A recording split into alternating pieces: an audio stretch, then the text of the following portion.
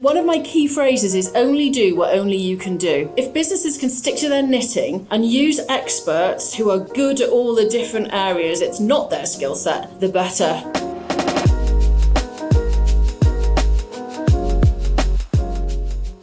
Today on Builders, I speak with Moneypenny CEO Joanna Swash about customer service and retention, and in my weekly check-in with Marty Beckerman, we discuss Airbnb versus hotels and giving constructive feedback. I'd like to take a moment to share some information about our sponsor of today's podcast, Simply Business, a business insurance provider that makes finding the right coverage easy. With Simply Business, you can find insurance quotes that suit your business in just a few stress-free clicks. Simply answer a few questions about your business, and Simply Business will shop their digital marketplace to find coverage options from leading insurance carriers in just a few minutes. Simply Business brings 20 years of experience in business insurance and knows how to get you the insurance coverage you need, headache-free. So, if you're ready to join the more than 1 million customers who obtained business insurance through Simply Business, visit simplybusiness.com or contact a licensed agent at 844-654-7272 to get a quote today.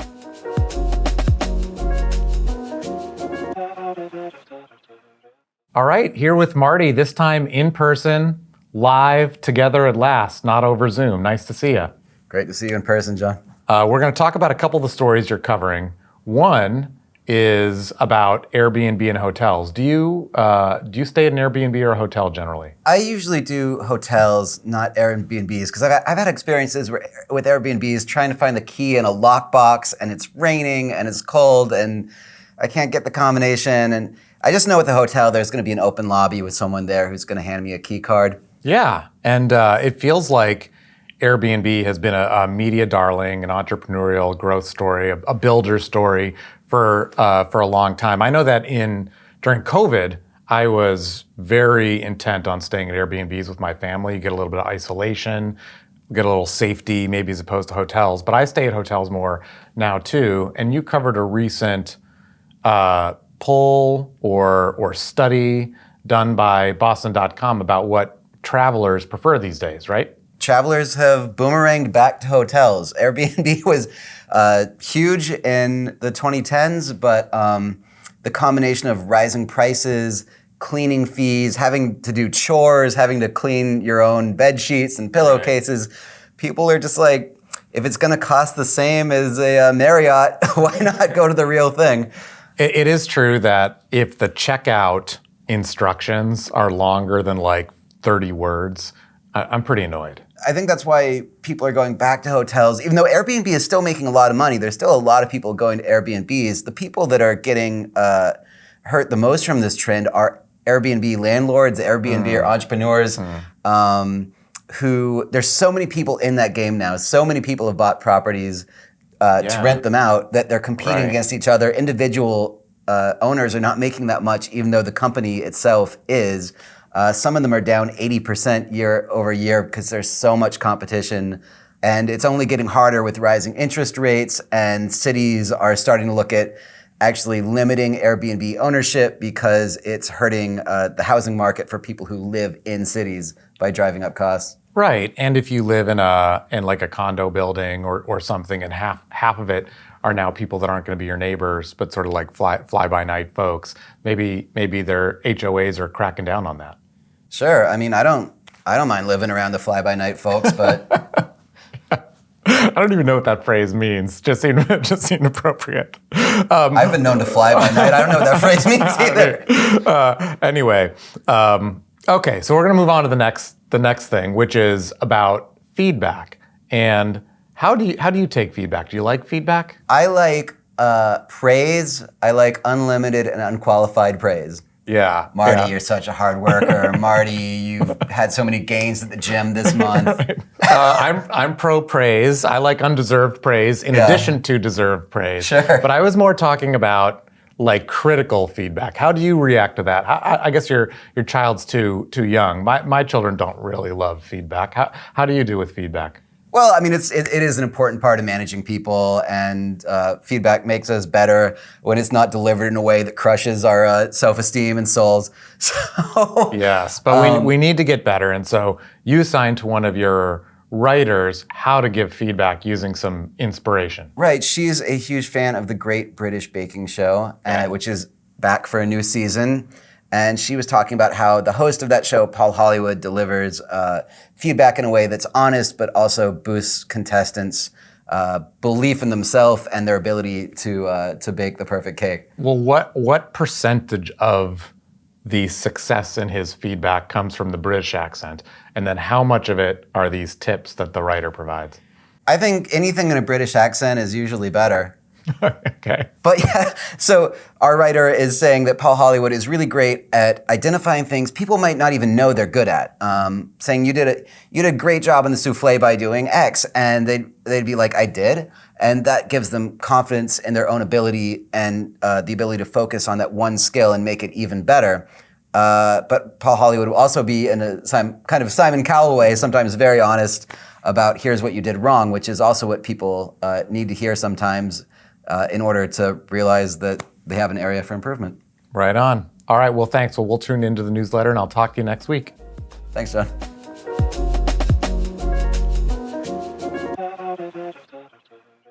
Today I'm with Joanna Swash. She is Group CEO of Moneypenny. Hi, Joanna. How are you? Hi, how are you? I'm good, thank you very much. Thanks for being on the pod today. So I'm looking forward to it. I remember in my very first job after college, there was a phone in the room adjacent to where I sat that just rang all day. I asked, well, what is that phone? They said, the CEO said, that's our customer service line. Nobody answers it. True story. Oh no, that we can't start off like that, John, honestly. Well, I think in some way, Moneypenny solves for this sort of thing. I guess my first question is, why do companies struggle with what could be considered like a simple task, whether it's answering the phone or now in more modern business, chatting with customers or answering email, etc. Don't you think though that you set up your own business or you're working within a more mature business, and there's so many different plates that you've got to spin. So you've got the reason of your business, whatever your product or service is, and you've got to be able to market it, and you've got to be able to look after your customers, and you've got to be able to do your finances and all that stuff. And I just think that, for businesses to go and actually break down all these things that they've got to do, one of my key phrases is only do what only you can do. So if businesses can stick to their knitting and use experts who are good at all the different areas, actually, that's not their skill set, the better. Because it is a big struggle, isn't it? Just trying to keep an eye and trying to keep a tab on all these different areas of the business that they're all really, really important. And I think outsourcing has become so much more prevalent over the past 10 years even. And I think that's been sped up too by the pandemic. So I think it's a question of doing a bit of an audit of your business and saying, what do I absolutely have to do? And what can I get somebody else to do instead? Yeah, I was with an entrepreneur yesterday. He's the CEO of a fintech startup, and he's a brilliant guy, but marketing and customer service just has no background in that at all. So he doesn't necessarily know where to start. Speaking of startups, like at what stage in your mind does someone need to devote their time to saying, I've got to figure out what I do with service and like basic communication with customers? You obviously can't maybe do it on day one if you're a 2-person startup, but when does somebody start to think about that? In our experience, they either think of it very, very early on in that customer journey, in their business journey, in that they think, right, okay, I want to set up a business. I don't necessarily need additional employees, actually, that I don't need on a full-time basis. How can I be smarter about this? And then they'll start up when they're a tiny little micro SME, or it's as they start to scale. So they might have 5 employees, they might all be really busy. And actually what they want to do then is utilize some of their incredible in-house talent to go and grow and have a different kind of skill set, actually, rather than the simple admin tasks and the things that actually can be outsourced. And sometimes there's a little bit of a gap. So they might start off outsourcing some things and then they bring it in-house and then they go and outsource again. And I think that good, credible outsourcing providers need to work as partners and be there for that appropriate life stage of the business. And let's face it, everybody's business is different, isn't it? Everybody's got their own unique challenges. They've got their own set of problems that they need to solve. And I just think there's no one size fits all as far as we're concerned. But we do see an awful lot of people at startup stage thinking, right, okay, this is my plan. And how can I go and kick it off really with minimal cost, let's face it. Mm-hmm. And if you're a larger company with an established operation and you're kind of asking yourself, where do I invest? It's 2024 and I feel like I need to do better. I'm not sure if I can. And how should I think about budgeting and outsourcing? What would you recommend to a larger company that feels like it needs to evolve and needs to audit or understand their current service operations? Well, for starters, I'd say listen to your customers, because they'll be telling you. So if you've got a problem in your business that you urgently need to fix, somebody somewhere's telling you, whether it's your suppliers, whether it's your customers, whether it's your in-house team. So ask open questions, listen to the responses that you're getting, and try and put a plan in place. But isn't it the case that one of the best moments as leaders we can have is that blank sheet of paper moment? As to say, if I was going to reimagine how my business works right now, today, how would I set it up differently? And actually, we don't necessarily need the office space that we used to have. We don't necessarily need the headcount that we used to have, because technology and outsourcing plays its part. And good luck to those leaders that are taking the time out, a day out of their day jobs with their A3 paper and a Sharpie to say, let's redraw what my world could look like.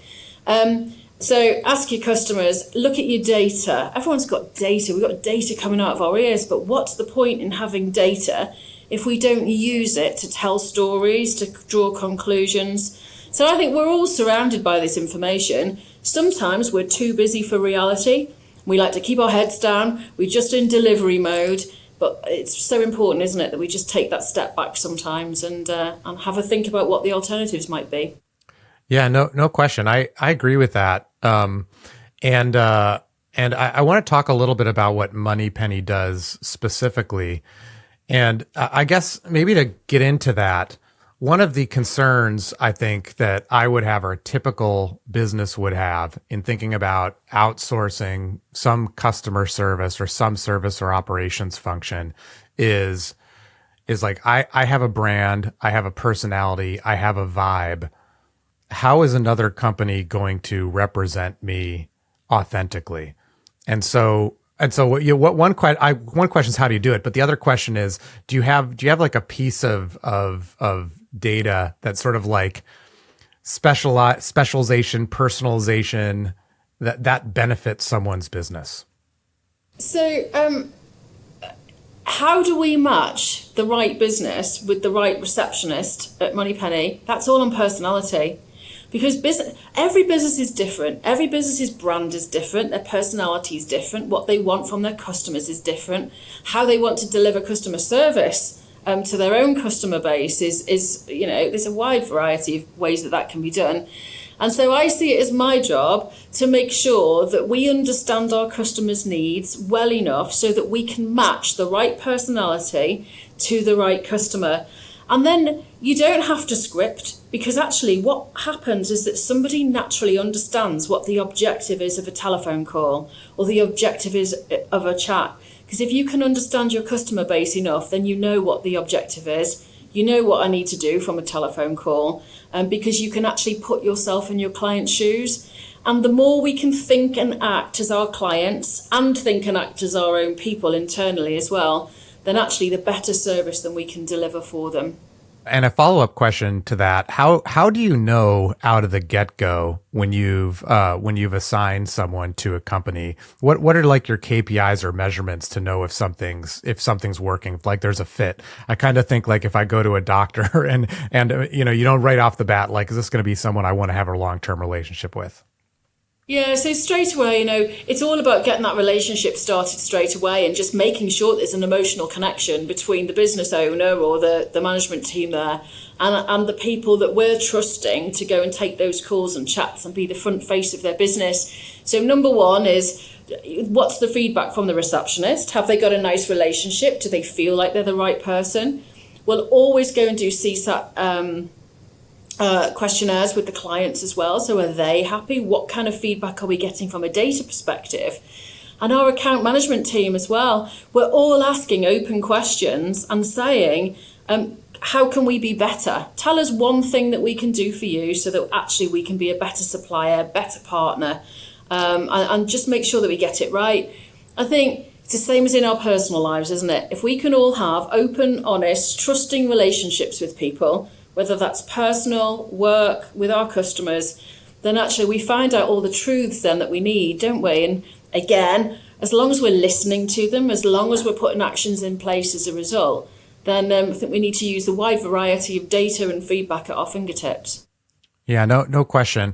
And I think up to now in the conversation, we've been talking a lot about the human component of customer service, establishing a human connection. And in my understanding of Moneypenny, over time, you've evolved significantly. And I don't know if you call yourself a technology company now, but you have technology that helps your business pretty significantly. Maybe could you talk about that evolution, if you don't mind, over the last decade, over the last 15 years, how you've invested in technology and what it does? Yeah, I mean, look, all our businesses are completely different, aren't they, than how they would have been even 5 years ago, never mind in the last decade. And I think where our responsibilities lie as leaders of businesses, and whether that's to our customers, whether it's to our people, to our investors, to ourselves as leaders, we've got to make sure that we invest in people who've got the headspace to innovate. Because if you don't invest in a tech team that've actually got time to think about the art of the possible, or to go and look at the marketplace and say what's available now today, rather than only being able to solve current problems, then I think that is the absolute key. And so many people are cutting costs to a degree where you're not actually able, maybe at the moment in the current environment, to go and make sure that you've got your headspace, you're looking out, you're saying what's all this new technology and how can we adopt it? And at the moment, you think about AI and conversational AI at the moment is still in its infancy, and it will change greatly over the coming years. And my view on it all is that actually the best businesses are a mixture of brilliant technology and brilliant people. And those two things are intertwined. And we all have to be very, very flexible in our approach without fixed ideas about where the businesses are going, because it's changing so rapidly that it's about reevaluating all the time. It's about seeing what's out there.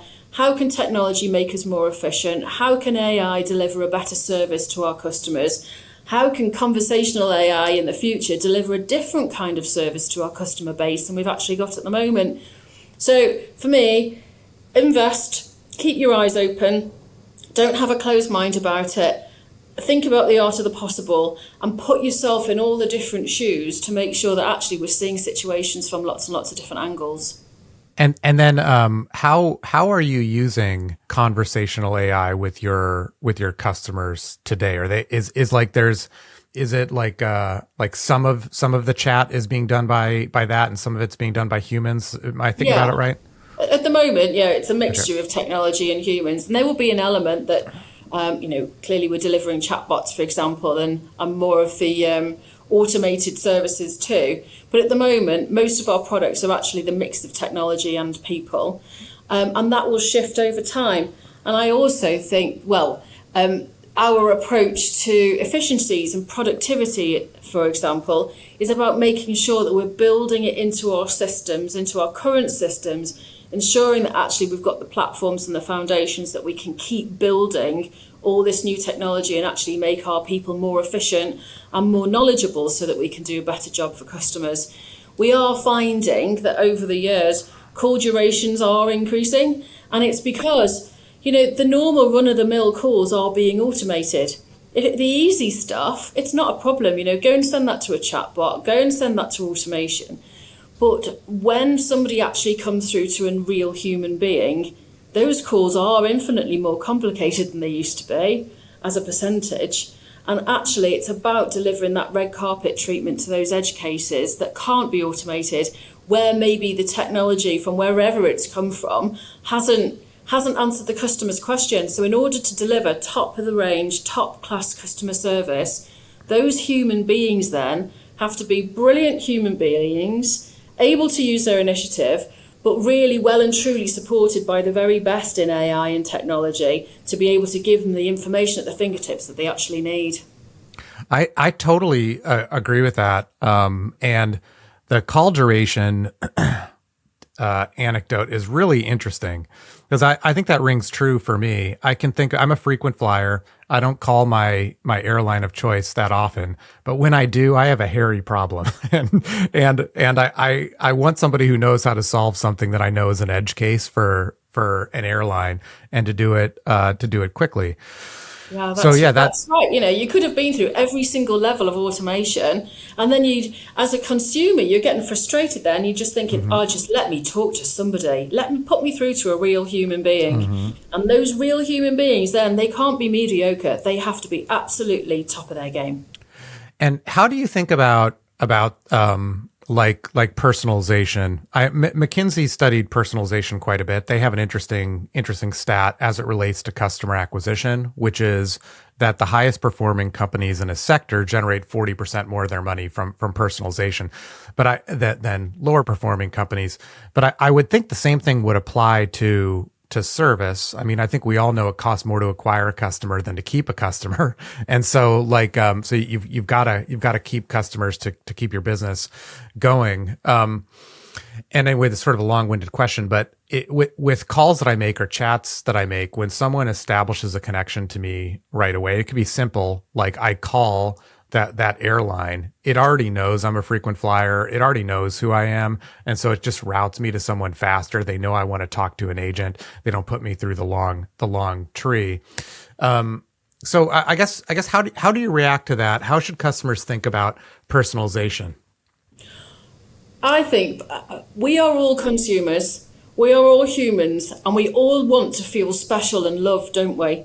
And so those brands that we interact with, whatever they are and whatever they do. So I walked into a restaurant, a couple of weeks ago in London, and they said, aha, your usual table. I've not been there for 2 years. It's clearly in the CRM that last couple of times we sat there.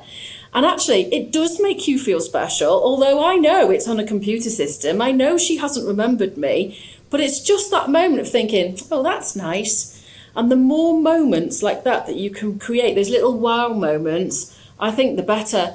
And, we're all kind of leaders of so many different businesses. So whether you use that personalization comes from knowledge of a key member of staff, then that plays into staff retention. So how do you make sure that you retain the staff who can deliver that personalization from the heart, to that customer at that one time? How do you go and make sure that your CRM systems are absolutely bang up to date? And let's face it, how many of us have got CRM systems where we use 10% of the fields? They're all there for us. And if we can be bothered, and if we can be consistent and absolutely driven to make sure all the information gets put in at the right time into the right place, and back against my point, no point having data if you don't use it. So whether it's people who know things and that we can retain those people, or the other end of the scale is data, the more we can do to actually personalize a service, then the better. And it's no surprise to me whatsoever that the best performing companies are those companies that deliver this human special service, which again, I suppose, goes back down to the difference between tech and people, and how actually maybe the best customer service is delivered by the best of both worlds. Yeah, I agree. And I wonder if you could furnish with another wow moment. I find those so interesting. I'll give you one that I had a couple of weeks ago, and it was sort of an in real life one. So Google hosted my company at their headquarters. Shout out Google. And they and at the end of the meeting, they had these little desserts brought in, cake pops, those like popsicle looking things that are cakes, but they were in our company's colors with our company's logo on them, and totally unnecessary and very much appreciated, and just like a touch that showed that they were thinking kind of next level in their approach with us. Any pop out to you, whether it's in real life or over the phone or via chat? Oh, do you know my latest wow moment, actually, is I walked into a new supplier of ours, and last time, when they came to do the pitch, it was a marketing agency, when they came to do the pitch here, we gave them some of our Moneypenny socks, okay? We give Moneypenny socks out, and they're just fab, and I've not bought a pair of socks for a very long time. And we walked in, and they'd got everybody wearing their Moneypenny socks. And I just thought, you know what? They needn't have bothered. They needn't have remembered. And it's just those little moments where actually it's the effort. It's not necessarily it being delivered, is it? It's your cake moment. They've made the effort. It's the sock moment. They said to everybody, come on then, let's all wear our Moneypenny socks. And I just think it's those times when people just take a moment just to think about how to make people smile. Yeah, that's an amazing story. That's a really, really, really good one. It's sort of next level from when you walk into a place and they have your name. Thank you. Thank you for coming in. It was everybody took 5 minutes out of their day to coordinate and think about it and plan ahead. That's really cool. Yeah, all put their socks on. So Joanna, I talked about how, or you talked about how Moneypenny evolved over the years. You have too at Moneypenny. Your first job at Moneypenny was not group CEO. Maybe talk about your journey from when you started, why you originally chose to go to Moneypenny, and how you've evolved into CEO, and sort of what your key decision points have been for you to stay with Moneypenny through your career, kind of what makes your story unique and special. What I love about my journey at Moneypenny is that every 6 months it's been completely different. So I've been so fortunate to be part of a business that's grown and scaled and developed internationally. So I've been here about over 18 years now, heading on for 19 years. Started off as our founder's very first sales appointment. So, and because I'd had my own business, I understood the challenges of running a very small business.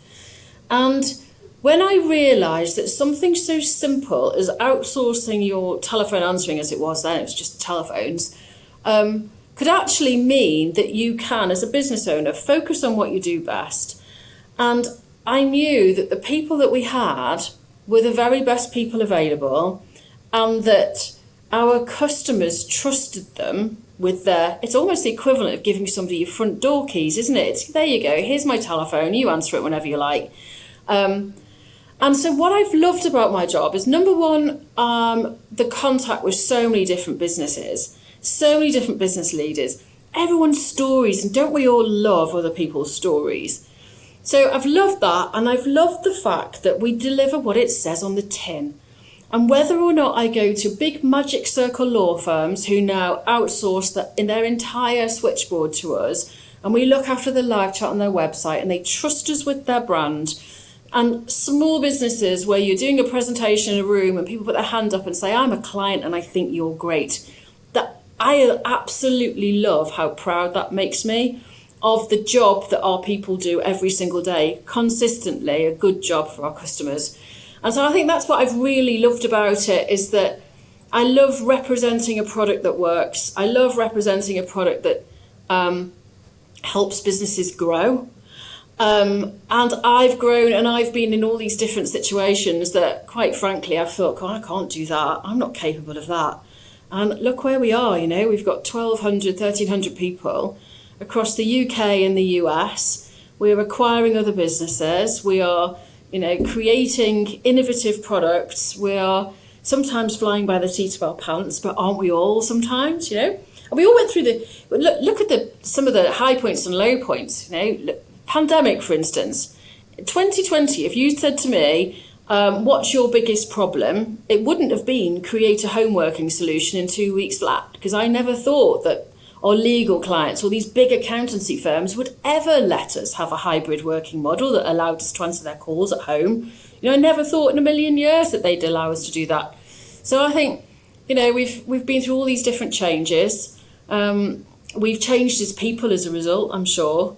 And for me, I'm always looking, well, where's the next opportunity? Where's the next challenge? I'm very lucky. I work with an incredible team, both at board level, the people in our business and the management teams across here in the US. And I think that's just critical, isn't it? And that when you've got a good team that you can work with, then actually we can all be best versions of ourselves, I guess. Well, congratulations on building a great team and a great business. The last question is sort of one we hit on before we got on air, and it's sort of a tourism question. So I hadn't heard of your home base, Wrexham in Wales, until, a year and a half ago or so when I saw a documentary on Netflix.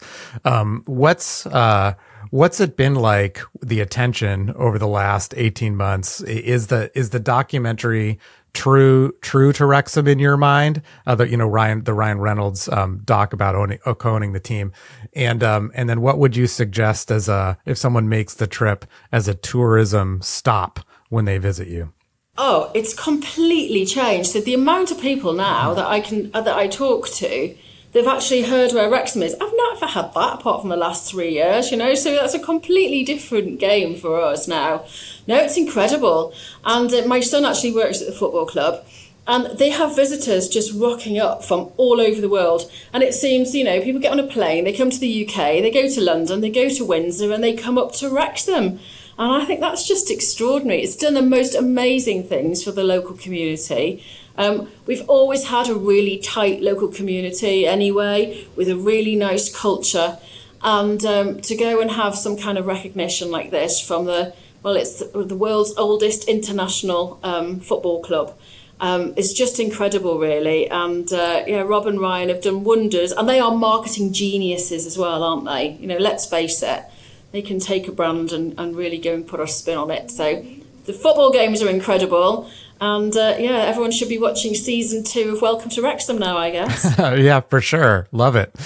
Joanna, thanks so much for talking to me today. Thank you so much. It's been great. Did you know that more than 20 million professionals and business owners visit business.com and Business News Daily? Why?